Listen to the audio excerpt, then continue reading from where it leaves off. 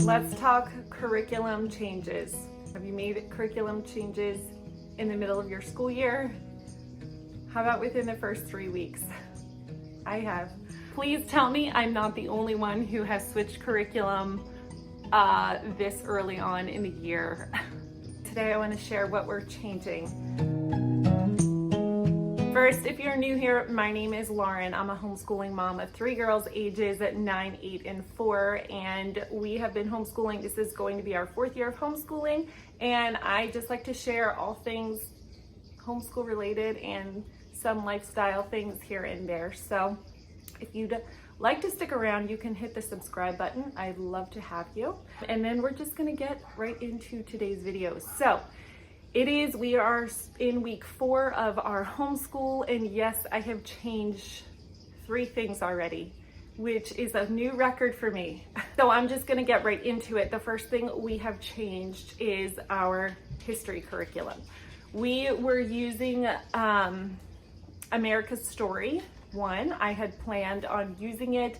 I actually made a video about if I was gonna use Becca's history or if I was going to use Master Books America's Story. I did an in-depth flip through and everything because I really couldn't decide.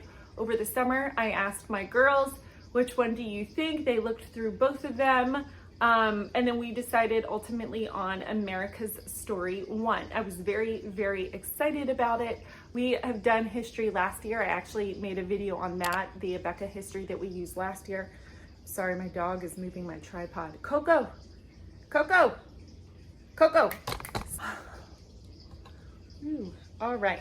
And so, lost my train of thought. Okay, so fast forward to the very first day of school this year. I whip out our America's Story. I'm like, yes, we're gonna do history. This is more in depth than what we learned last year. And I had planned, if you don't know America's Story, it has a volume 1, a volume 2, a volume 3. I was planning, that's supposed to be used for 3 years. I was planning on kind of condensing that and doing it over the span of 2 years. So this year and then next year. So that was my plan. It was gonna work out beautifully and wonderfully, right? So as I was saying, we get to the first day of school. I whip out history. American history? What? We're doing that. We just did American history last year. Long story short, it's been a battle. So I was met with resistance, I guess you could say. And normally I've been met with resistance before, and we've kind of worked through it, worked around it, and figured something out. But they were not really interested. They said, we've done American history already. We don't want to do it, and da da da da. And for those of you saying, well, you already bought it, it doesn't really matter what they think or what they say. I hear you. I totally get it. But the homeschool experience is about not just me and what I want, and just because I bought it, we just have to stick to it. I just don't believe in being that rigid about things. Had they said, we want to not do math anymore because we don't like it, I mean, obviously, sorry, too bad you have to do math, language arts, reading, all that. But when it comes to these extra things like history and science, I'm a huge, strong, very strong believer in what their experience is in the younger years will be their experience and how they feel, and they will carry that experience and feelings into when they're older. All that to say, they also do these little like world travel things where they imagine they're going on different world travels. All 3 of my daughters have different roles. One is the planner, one makes the hotels, da da da. They've looked up hotels in Bogota, Colombia, and things to do and places to tour. They take it very seriously. So they love to do, and they've done these for several years. So they love to pretend they're going to different countries, catching a plane, doing this. So I was like, well, what if we did something similar to that for our history? Instead of doing the American history, why don't we do this type of history? It's more of like a geography type culture thing. They were all very, very excited about that idea. So I narrowed it down. There is My Father's World, which is exploring countries and cultures. Then there was Beautiful Feet books around the world. There's volume 1 and volume 2. Between those, I had figured with My Father's World, they had like science and Bible and everything incorporated into them, and it just seemed like a lot. We already have a science and Bible, so I felt like we didn't need that so much. So I narrowed it down to beautiful feet books. So this is what we are going to be doing this year for our history. And when I say history, it's more like a social studies, because this is not this is like an around the world type thing. The synopsis of this is: Around the World with Picture Books is designed to be a notebook approach to world cultures and geography for the primary student. It's going to use picture books, nature studies, folk tales, fables, music, art, poetry, history, and gentle Socratic questions to prompt discussions and discovery. Geographic elements include country maps and flags for students to cut out, paint, and color. Beautiful drawings of indigenous animals familiarize students with some remarkable creatures, cultivating respect and wonder for the natural world. And they do a little student journal for a memorable keepsake.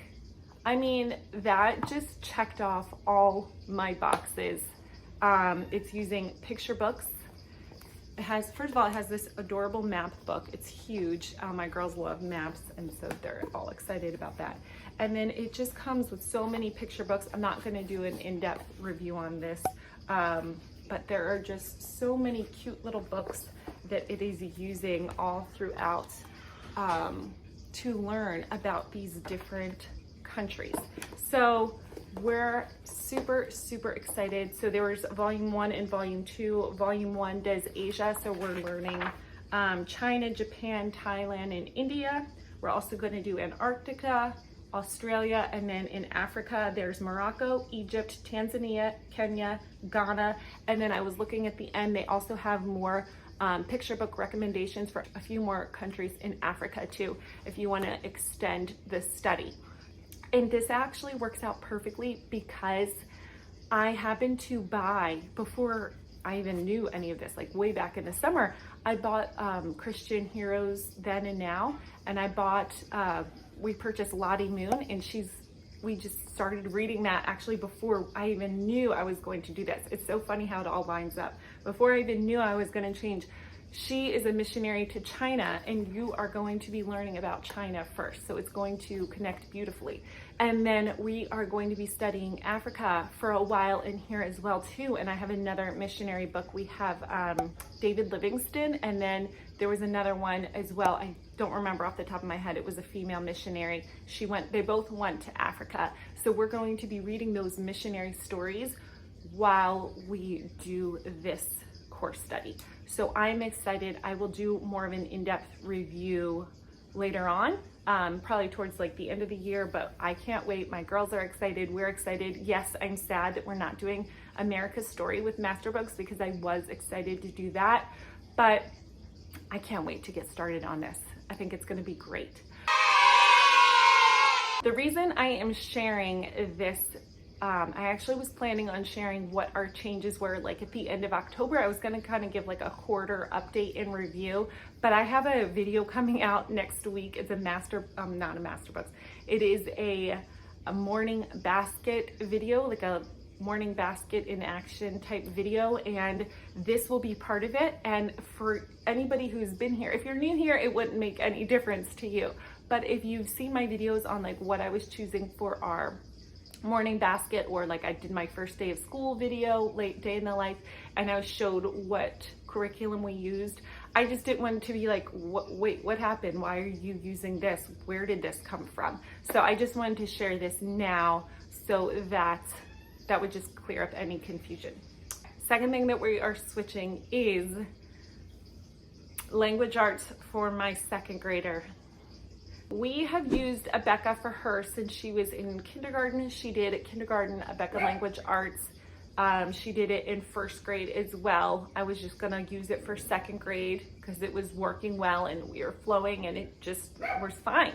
I used Abeka language arts for my older daughter who's in fourth grade. I used it when she was in second grade as well, and I just said, you know what? we're just gonna keep going and it works, it's great. And so I just figured this will work fine. Her sister used it in 2nd grade and it was fine, so she'll use it and it'll be okay because she's used Abeka before for the last 2 years. We're just gonna continue into it. I love Abeka Language Arts. I've said that very clearly many times throughout my videos, and so this is not against Abeka's language art program. This is just like what's going to personally work for each child. So, I mean, I don't want to get into too much of details, but it wasn't working. And so I had, over the last several years, honestly, pretty much from the first year we homeschooled, I have used the Good and the Beautiful in some way or another. I did use that with their language for a while as well, for their language arts. I did. And so keeping that in the back of my mind, I printed off some sample lessons for her, or not sample lessons, I downloaded and printed off a few lessons for her, and she did those much better. It worked out much better. And so I gave her the option. I was like, oh my goodness, like we can't change all these things. But you know, what's more important, it's not about, we have to stick to it because we have to stick to it. It is more about what is going to work best for my child. And if that means I have to make a switch 3 weeks into the school year, then so be it. And it works. It's been working really good for her.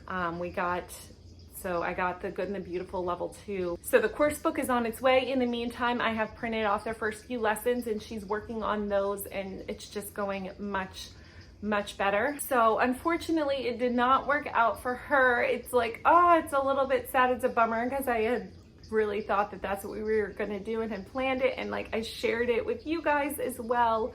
And I feel bad because we're changing, but it's not anything to do with Abeka. It's literally just each child is individual. So we're doing that and she's happier with it and she's learning. And so we're going to go with that. Level 2, the Good and the Beautiful language arts. This one is not so much of a change as it is. So for Larissa, who's in 4th grade, when I shared her 4th grade curriculum picks this summer, I had done a 3rd grade review on what we did in 3rd grade, and then I shared what we will use for 4th grade. And someone commented, well, why did you change your language arts? Because I didn't really address that in my video. And so I want to address it here and now. So Larissa, my oldest, used Abeka for 3rd grade last year, and it worked great for us. It was such a really good program. The lessons were short, simple, to the point. She did her worksheets. She did her tests and quizzes, loved it. It was great. 4th grade, I always evaluate every year. I'm not one to say, well, we're just going to always do this and this is what we're sticking with and we will never change. I evaluate different language arts and different programs every single year to see what's going to work for that child the best through that year. So I saw the 4th grade version of Abeka and their update wasn't out yet. It was like the older version, which is fine. Like I didn't just base it off of, it's not updated. So no, thank you. I mean, I'm not that petty, but it was not updated. I was not super familiar with, from what I could see online for the homeschool lesson plans, like what I would be teaching, it wasn't laid out. Like their newer updated lesson plans are so good. I really like them. The older ones are more, I don't know, from what I could tell, they just weren't as user-friendly. I don't know how to explain it other than they just didn't seem like as user-friendly. So I did look up the Good and the Beautiful level 4, and I had seen the new version of like whenever it came out about a year ago, and was like, oh, that's pretty cool. But honestly, I kind of forgot about it. Didn't think anything of it. And so I re-looked into it this summer and I was like, this looks really good. It's laid out totally different than their levels 1 to 3 are laid out. It's more independent. And although me and her do the lessons together, just because we both like to do them together, it is independent if she needs, and it's laid out more concise and to the point. There's a lot of review built in, and I just felt peaceful about it. I asked her, she felt peaceful. She was so excited all summer. She couldn't wait because I showed her the samples, and she was super eager to start doing level 4 for her. So that is why I changed. Nothing wrong with Rebecca, their language arts, none of that. It's just what's working best for us in our family. And then lastly, I'm not gonna really talk about it today on this video. I'm going to make a separate video about it, and it is our math, what we're doing for math. So stay tuned for that. The only reason I'm not sharing right now, it's not like to be a cliffhanger or anything like that. It's just, it's part of a collaboration I'm doing, and it was already like kind of predetermined. So that's why I'm sharing it over there and not in today's video, but that'll be out like in just a few days. So if you're watching this later, it's out. If you're watching it now, like right now, it'll be out in just a few days. All right, so that is what I have for you today.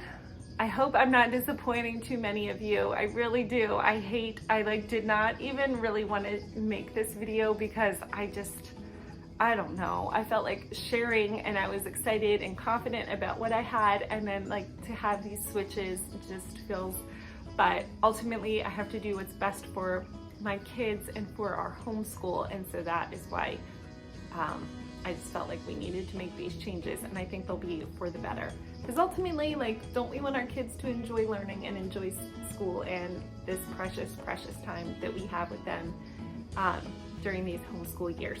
So thank you so much for watching. I appreciate it as always. If you have not subscribed already, I would love to have you. If not, that's okay too. I don't know where that child came from. If you are on Instagram, you can follow me over there. I'm at the Practical Homeschooler, and I just share like kind of day-to-day life things that are going on with us. Until next time, I will see you later. Bye guys.